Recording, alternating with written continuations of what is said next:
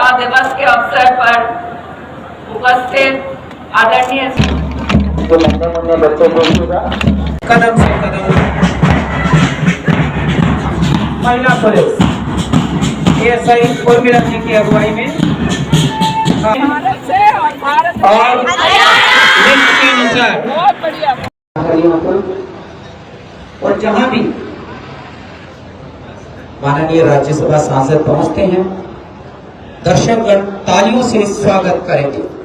और पूरे सबसे पहले हरियाणा पुलिस का पुरुष एसआई सुरेश कुमार की अगुवाई में, दूसरे नंबर पर सशक्त महिला बल पुलिस एएसआई उर्मिला के नेतृत्व में।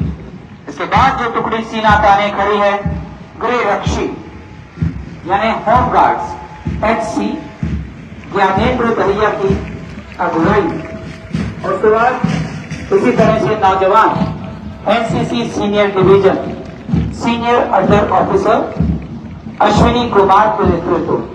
उसके तुरंत बाद अंडर ऑफिसर जयवर्ती के नेतृत्व में एनसीसी विंग लड़कियों की, और इसी तरह से सीनियर जो टुकड़ी है एनसीसी जूनियर विंग सार्जेंट कीमत की अगुवाई। उसके बाद Bharat scouts and guides senior division राष्ट्रपति अवार्डी सागर सज्जन सिंह की अगुवाई। Bharat scouts and guides junior division Nitish Kumar की अगुवाई।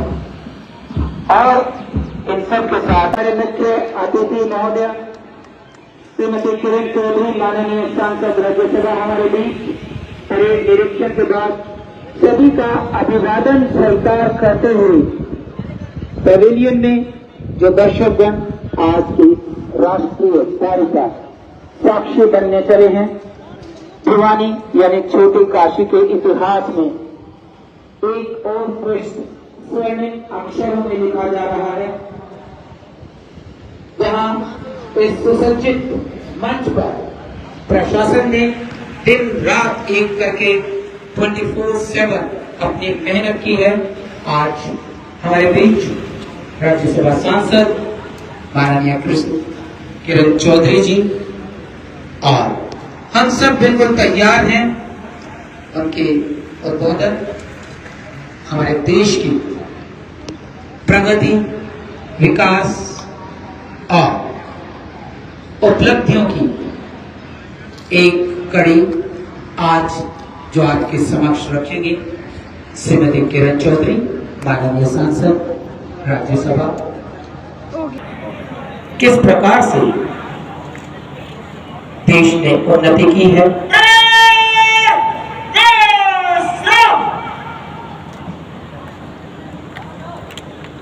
तो हम आमंत्रित करते हैं, हम सभी अपने अपने स्थान पर बड़े ही ध्यान पूर्वक सुनेंगे चौधरी जी माननीय सांसद राज्यसभा। स्वतंत्रता दिवस के अवसर पर उपस्थित आदरणीय स्वतंत्रता सेनानीगण व उनके परिवारजन, जिला प्रशासन व पुलिस प्रशासन के अधिकारीगण, आदरणीय बुजुर्गों, भाइयों बहनों, बहुत ही प्यारे मेरे बच्चों, पत्रकार और छायाकार बंधुओं, आज का ये दिन केवल कैलेंडर की तारीख नहीं बल्कि करोड़ों भारतीयों की भावना का दिन है, जो हमें याद दिलाता है मां भारती के असंख्य वीरों ने कैसे अपने प्राणों का बलिदान देकर हमें आजादी दिलाई। मैं इस पावन अवसर पर आप सभी को स्वतंत्रता दिवस की हार्दिक शुभकामनाएं देती हूँ और विशेष रूप से उन वीर सैनिकों को प्रणाम करती हूँ जो देश की सीमाओं पर विपरीत परिस्थितियों में भी तिरंगे की शान को बरकरार रखे हुए, जिनकी बदौलत आज हम खुली हवा में सांस ले रहे। आज पूरा भारत तिरंगमय है, हर गली हर घर तिरंगे के रंग में रंगा है और हर कोने में देशभक्ति की गूंज है। तिरंगा हमारे इतिहास, संघर्ष और सपनों का जीवन प्रतीक है। आज हम उन अज्ञात शहीदों को भी श्रद्धांजलि अर्पित करते हैं जिन्होंने आजादी से पहले और बाद में भारत की एकता और अखंडता की रक्षा के लिए अपने प्राण निछावर किए। जब जब दुश्मन ने भारत की अस्मिता पर चोट पहुंचाने का प्रयास किया है, तब तब हमारे देश के जवानों ने दुश्मन को करारा जवाब देने का काम किया। मैं उनको सलाम करती हूँ। हाल ही में पूरी दुनिया ने देखा कि किस प्रकार 22 अप्रैल 2025 को पहलगाम में आतंकवादियों ने निर्दोष लोगों को मौत के घाट उतार दिया और हमारी बहनों के सिंदूर को उजाड़ दिया। यह केवल नागरिकों पर एक आतंकी हमला नहीं था, बल्कि भारत की आत्मा पर किया गया एक दुस्साहसपूर्ण प्रहार था। देश के यशस्वी प्रधानमंत्री श्री नरेंद्र मोदी जी ने इस घटना के तुरंत बाद स्पष्ट शब्दों में कहा था कि भारत आतंकवाद के प्रति शून्यता की नीति पर चलेगा और हमले के पीछे जो भी हैं उन्हें उनकी कल्पना से भी अधिक कठोर सजा दी जाएगी।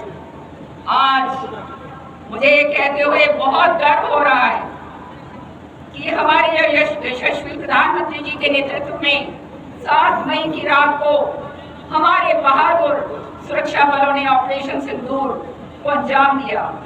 यह एक सटीक और साहसिक अभियान था जिसमें हमारी सेना ने पाकिस्तान की सरजमीन पर जाकर आतंकवाद के 9 ठिकानों को पूरी तरह से ध्वस्त कर दिया। यह कार्रवाई उन शक्तियों के लिए स्पष्ट संदेश थी जो आतंकवाद को प्रायोजित और पोषित करती हैं। भारत की ओर से उन्हें उनकी ही जमीन पर बहुत जबरदस्त तरीके से करारा जवाब हमारे सैनिक बलों ने दिया। इसके पश्चात एक और निर्णायक कार्रवाई की गई और ऑपरेशन महादेव चलाकर हमारे सुरक्षा बलों ने पहलगाम हमले में शामिल आतंकियों को समाप्त करने का काम किया। यह केवल प्रतिशोध नहीं था, यह आतंकवाद के खिलाफ हमारा संदेश है कि भारत अब चुप नहीं बैठेगा और आतंक के खिलाफ सख्त से सख्त कार्रवाई अमल में लाई जाएगी। भाइयों और बहनों, हमारी सरकार ने शहीदों के परिवार के सम्मान और भलाई को हमेशा पहली प्राथमिकता दी। जो जवान देश की रक्षा करते हुए शहीद हुए, उनके आश्रित को अनुकंपा के आधार पर सरकारी नौकरी दे रही है। अक्टूबर 2014 से जून 2025 तक 410 शहीदों के आश्रितों को नौकरी दी गई। हरियाणा सरकार ने हाल ही में अपने बजट भाषण में चरखी दादरी, हिसार और यमुनानगर में सेना की भर्ती की तैयारी के लिए सशस्त्र बल तैयारी संस्थान खोलने का निर्णय लिया। साथ ही रेवाड़ी में एक सैनिक संग्रहालय बनाने का भी सरकार का प्रस्ताव। हरियाणा की धरती केवल खेती बाड़ी में ही नहीं है, बल्कि वीरता में भी अग्रणी रही।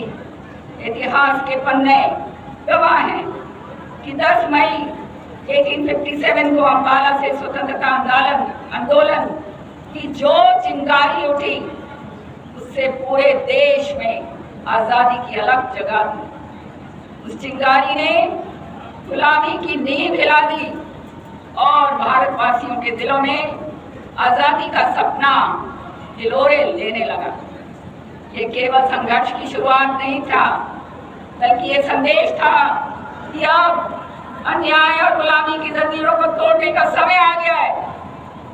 उस पहली चिंगारी की स्मृतियों को संजोने के लिए हरियाणा सरकार अम्बाला छावनी में एक भव्य शहीदी स्मारक का निर्माण करने जा रही है।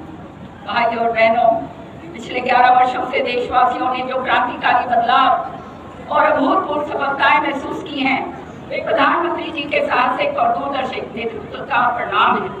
पीएम किसान सम्मान निधि, उज्ज्वल योजना, आयुष्मान भारत, पीएम आवास योजना, पीएम सूर्यघर योजना और पीएम गरीब कल्याण अन्य जैसी योजना के माध्यम से करोड़ों भारतीयों को सशक्त बनाया गया है। इन पहलों से समाज के कमजोर वर्गों को बराबरी, सम्मान और आत्मनिर्भरता का अवसर मिला है। यह हर्ष का विषय है कि माननीय प्रधानमंत्री जी के नेतृत्व में लिए गए ऐसे ऐतिहासिक फैसले देश के नव निर्माण में अहम योगदान दे रहे हैं। भगवान रामलला के मंदिर का निर्माण कर करोड़ों भारतीयों की आस्था को मजबूत करना, 3 तलाक की कुप्रथा को खत्म कर मुस्लिम महिलाओं को न्याय और सम्मान दिलाना और अनुच्छेद 370 व 35A हटाकर जम्मू कश्मीर को अखंड भारत का हिस्सा बनाना जैसे अहम निर्णय देश को नई दिशा देने वाले कदम हैं।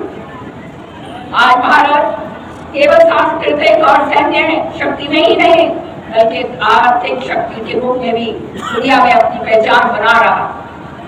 11 वर्ष पहले भारत की अर्थव्यवस्था दुनिया में 14वें स्थान पर थी। वो आज मैं गर्व से कह सकती हूँ 4थी सबसे बड़ी अर्थव्यवस्था बन चुकी। प्रधानमंत्री के निरंतर प्रयासों से तीसरी अर्थव्यवस्था बनने की ओर हम तेजी से अग्रसर।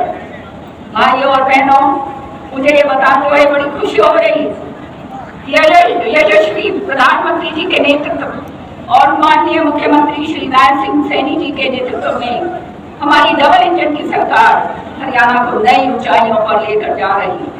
हम प्रधानमंत्री जी के विकसित भारत के संकल्प को पूरा करने की दिशा में विकसित हरियाणा का रोड मैप लेकर चल रहे हैं और 2047 में जब देश आजादी के 100 वर्ष पूरे करेगा तब विकसित भारत को जो नक्शा उभर कर आएगा उसमें विकसित हरियाणा की एक अलग पहचान होगी। ये भी खुशी की बात है कि हमारी सरकार ने पारदर्शिता और जवाबदेही के लिए पोर्टल के माध्यम से लोगों को न केवल योजनाओं का लाभ दिया है बल्कि राजकाज में जनता की भागीदारी को भी सुनिश्चित किया है। हमारी सरकार ने बजट जैसे महत्वपूर्ण दस्तावेज तैयार करने से पहले आम नागरिक की राय ली और उनके सुझावों को बजट में शामिल कर जनता के लिए कल्याणकारी बजट जो है बनाया। प्रदेश सरकार ने अनेक ऐसी योजनाओं को अमली जामा पहनाया जिससे गरीब व्यक्ति के जीवन स्तर में सुधार हुआ। हमारा गांव जगमग गांव योजना के तहत गांव को 24 घंटे बिजली, हर घर नल से स्वच्छ जल, हैप्पी कार्ड से गरीबों को मुफ्त यात्रा, श्रमिकों को वित्तीय सहायता, किसानों को बोनस और मुआवजा, ये सब हमारी प्रतिबद्धता का परिणाम है। भाइयों और बहनों, हमारे प्रधानमंत्री जी ने विकसित भारत के 4 स्तंभ बताए जिनमें युवा, अन्नदाता, महिला और गरीब शामिल। मुख्यमंत्री जी के नेतृत्व में हमारी सरकार ने इन स्तंभों को मजबूत और सशक्त बनाने के लिए अनेक कल्याणकारी योजनाएं चलाई। मुझे खुशी है कि हमारी सरकार ने बिना खर्ची और बिना पर्ची पिछले साल में 30,000 युवकों को नौकरियां दी। अब तक 1,80,000 नौकरियां दी जा चुकी। प्रदेश सरकार ने अनुबंध आधार पर नियुक्त कर्मचारियों को सेवा सुरक्षा प्रदान की। युवकों को नशे से दूर रखने के लिए हमारी सरकार ने योग नशा मुक्त अभियान चलाया जिसमें लाखों युवकों ने भाग लेकर नशे से दूर रहने का संकल्प किया। इसके साथ साथ प्रदेश सरकार युवकों को खेलों की तरफ लगातार बढ़ावा दे रही। गांव में इंडोर जिम, खेल नर्सियां, योग एवं व्यायामशाला इत्यादि के माध्यम से जमीनी स्तर पर खेल संस्कृति को बढ़ावा दिया जा रहा है। यह हमारे लिए गर्व की बात है कि हरियाणा पहला ऐसा प्रदेश है जो ओलंपिक विजेता खिलाड़ियों को पुरस्कार राशि देता। मुझे ये बताते हुए भी बहुत गर्व हो रहा है कि हरियाणा देश का पहला राज्य है जहाँ किसानों को की सभी फसलों पर MSP पर खरीदी जा रही है। सरकार ने अंग्रेजों के समय से चल रहे अभियान को भी समाप्त किया है। हमने शामलात भूमि पर 20 वर्षों से काबिज पट्टेदारों को भूमि का मालिकाना हक भी दिया। हमने पिछले 10.5 सालों में किसानों को फसल खराब मुआवजे के रूप में 15,465 करोड़ रुपए दिए हैं।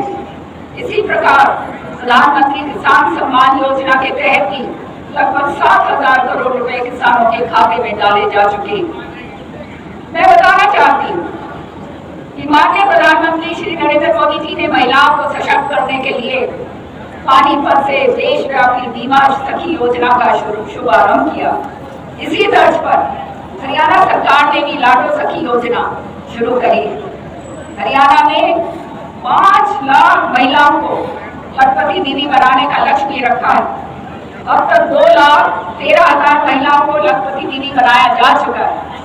ड्रोन दीदी योजना के तहत महिलाओं को मुफ्त ड्रोन का प्रशिक्षण दिया जा रहा है। महिलाओं के लिए आजीविका के अवसर बढ़ाने के लिए तिहाई राशन डिपो महिलाओं को देने का प्रावधान किया गया है। अटल किसान मजदूर कैंटीन व वीटा बिक्री केंद्र का संचालन भी महिलाओं को सौंपा गया। प्रदेश भर में महिला सांस्कृतिक केंद्र खोले जा रहे हैं। अब तक 131 केंद्र खोले गए। गरीब महिलाओं को अपनी रसोई चलाने के लिए हर महीने केवल 500 रुपए में गैस सिलेंडर जो है दिया जा रहा है। गांव के विकास में महिलाओं की भागीदारी सुनिश्चित करने के लिए पंचायती राज संस्थानों में 50% प्रतिनिधित्व किया गया है। हमारी सरकार ने नियमित महिला कर्मचारियों के लिए सालाना आकस्मिक अवकाश 20 से बढ़ाकर 25 किए। मुझे ये बताते हुए गर्व हो रहा है कि हमारी सरकार ने सबका साथ, सबका विकास, सबका विश्वास और सबका प्रयास को अपनाते हुए समाज के सभी वर्गों के लिए कल्याण पर ध्यान दिया। हमारी सरकार ने अनुसूचित जातियों के आरक्षण को 2 वर्गों में बांटा। अब तक वंचित रहे लोगों को उनका अधिकार दिया है। पिछड़े वर्ग की क्रीमी लेयर आय सीमा को 6 लाख से बढ़ाकर 8 लाख रुपए किया गया। साथ ही पिछड़े वर्ग बी को पंचायती राज संस्थाओं व शहरी स्थायी निकायों में आरक्षण दिया गया। किसी गरीब को आने जाने में धन की समस्या आड़े न आए, इसके लिए हमने हैप्पी योजना शुरू करी है। गरीब परिवार अब रोडवेज की बसों में सालाना 1000 किलोमीटर तक मुफ्त यात्रा कर सकते हैं। गरीब परिवारों की बेटियों की शादी पर मुख्यमंत्री विवाह शगुन योजना के तहत 71,000 रुपए तक शगुन दिया जाता है। गरीबों के सिर पर छत उपलब्ध करवाने के लिए प्रधानमंत्री आवास योजना के तहत 1,47,000 मकान दिए गए। साथ ही हमने गरीब परिवारों के लिए मुख्यमंत्री आवास योजना भी शुरू कर दी है। इसके तहत 14 शहरों में 15,256 गरीब परिवारों को प्लॉट दिए गए। हमने 58 ग्राम पंचायतों में भी 3,884 प्लॉट दिए और किडनी के रोग से पीड़ित रोगियों के लिए सभी सरकारी अस्पताल और मेडिकल कॉलेज में मुफ्त डायलिसिस की सेवाएं शुरू करी गई। भाई और बहनों, हमारी सरकार ने प्रदेश में निवेश को बढ़ाने और रोजगार के अवसर पैदा करने के लिए बेहतर उद्योग नीति की लागू करी गई। हमने प्रमाण पत्र, लाइसेंस और अनुमति देने में अड़चन पैदा करने वाले अनेक नियमों और प्रक्रियाओं को खत्म कर दिया। आज हरियाणा में निवेशकों को 150 से अधिक सेवाएं ऑनलाइन प्रदान की जा रही हैं और उन्हें सभी स्वीकृतियां 12 दिनों में देना सुनिश्चित किया गया है। हमारी सरकार ने प्रदेश में 10 नए IMT स्थापित करने का लक्ष्य रखा है। IMT खरगोन में मारुति सुजुकी को सबसे बड़ा प्लांट शुरू होने जा रहा है, जिससे हजारों युवकों को, हमारे युवकों को रोजगार मिलेगा। व्यापारी वर्ग ने गांव में कूड़े कचरे के निपटान के लिए ठोस और तरल कचरा प्रबंधन परियोजनाएं शुरू करी जा रही है। भूजल के रिचार्ज के लिए 2088 अमृत सरोवर बनाए गए। फरीदाबाद करनाल को स्मार्ट सिटी बनाया जा रहा है। पर्यावरण संरक्षण की दिशा में पहल करते हुए सरकार ने PM ई-बस योजना के तहत हरियाणा के 7 शहरों के लिए 450 बसें स्वीकृत करी है। हमें गर्व है कि हमने प्रदेश के हवाई नक्शे में भी सुनहरे पंख लगाए। हिसार में तैयार हो चुका महाराजा अग्रसेन हवाई अड्डा न सिर्फ हरियाणा का सबसे बड़ा एयरपोर्ट बना है, बल्कि यह हमारा औद्योगिक और आर्थिक विकास में नए युग की शुरुआत करेगा। प्रधानमंत्री श्री नरेंद्र मोदी जी ने यहाँ से पिछले दिनों श्री राम लला जन्मभूमि अयोध्या के लिए विधिवत रूप से हवाई सेवाओं की शुरुआत करी। भाई और बहनों, आज इस पावन अवसर पर हम सब मिलकर ये संकल्प लें कि चाहे कैसी भी चुनौती हो, हम अपने देश की गरिमा, उसकी अखंडता और उसकी स्वतंत्रता की रक्षा में अडिग रहेंगे। हम केवल वर्तमान की नहीं बल्कि आने वाले कल की भी नींव मजबूत करेंगे, ताकि भारत सशक्त, आत्मनिर्भर और विश्व में अग्रणी बन सके। यही संकल्प, यही कर्म और यही त्याग हमारे अमर शहीदों के प्रति हमारी सबसे बड़ी श्रद्धांजलि हो। और मैं कहना चाहूंगी, एक कवि की पंक्तियां हैं, और ऊंचा उठे तिरंगा, और ऊंचा उठे तिरंगा, हर लहर में गूंजे जयकार, जब तक दम में दम रहे भारत मां की अता हो रहे सबका। जय हिंद, जय हिंद, जय हिंद।